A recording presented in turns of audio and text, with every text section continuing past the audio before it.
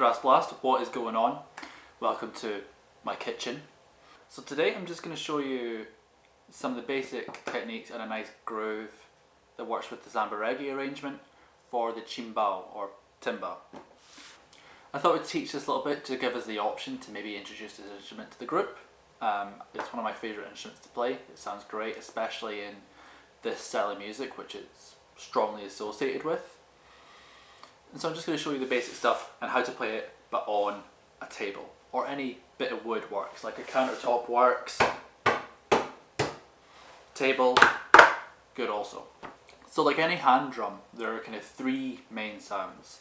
There's the bass, the tone and the slap, and that's going in lowest to highest pitch. I can't think of what that was for a second. So the technique sort of pretty much applies to the instrument, it just feels totally different playing it on an instrument. But this is a really good way to practice. It's how I practice playing timba and congas when I don't have instruments, or when it's too loud, or when it's too early in the morning or too late at night. The first sound that we're going to talk about is the easiest one, and that's the bass tone. So the bass is kind of your whole open palm, and I like to go from like a sort of curved loose wrist and sort of force my palm down onto the centre. It would be the centre of the drum, but in this instance it's just a little bit further away from you on the table. The contact should only really be with your palm, and you're not like forcing it down, but you're just bouncing it. So even on this table it's kind of low. And then do the same. You can do the same with the left hand, or if you're left-handed, the opposite. That's our bass. The next one is our tone. The tone is the hardest one to get right, and it's also the one that different people would teach you different things of this. So I've learned a couple of different ways to do this. But the way that I generally approach it, and the way I approach it on the table as well, is the kind of get your knuckles to the inner side of your knuckles, where it's like big sort of chunky pads on your hand, just before your fingers start. That's going to be kind of hitting the edge of the table, or what would have been the edge of the drum, and the contact is mainly in the first 2/3 of your fingers on the table, as well as that kind of pad. So already you can hear in this table alone, it's already higher pitched. And same thing for both left and right. Okay? The last sound is a slap. So as I've talked about so far, each sort of sound has a slightly different area you want to contact your hand with the table or the drum skin. The bass is your palm. With the tone, it's kind of more the first 2/3 of your fingers. For a slap, it's mostly in the fingertips.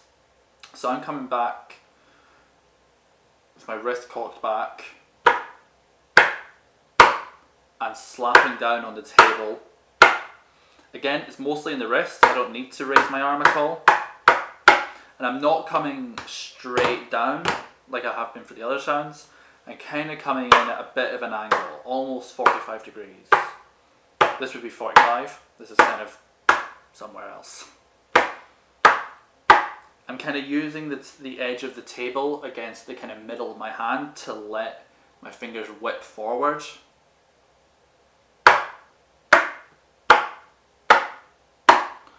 And using the arm just to give it a little bit extra momentum, rather than all the energy coming from it. So how do all these sounds fit into our samba reggae? So our bass is going to be the same as the bass drums, the surdos, just marking the pulse. The best way to do this to begin with is to just use your dominant hand. I'm right-handed, so I'm going to use my right. So 1, 2, 3, 4. This isn't the tempo of samba reggae. 1, 2, 3, 4. 1, 2, 3, 4. Stop. Next, we've got a slap in the right hand straight away. So it's 1 and 1 and 2, 1 and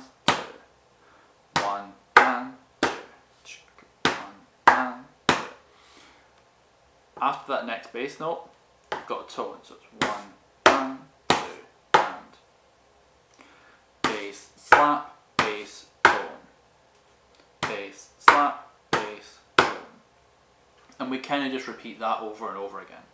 So it's bass, slap, bass, tone. Bass, slap, bass, tone. Bass, slap, bass, tone. Sorry, I need to calm down. 1, 2, 3, 4.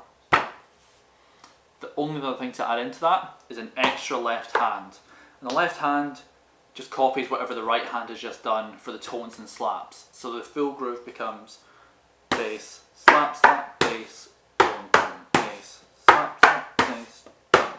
1 and a 2 and a 3 and a 4.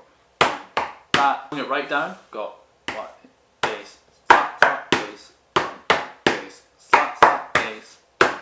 And that is the groove. 1 and a 2 and a 3 and a 4 and a 1 and a 2 and a 3 and a 4 and a 1. So hope you've enjoyed that.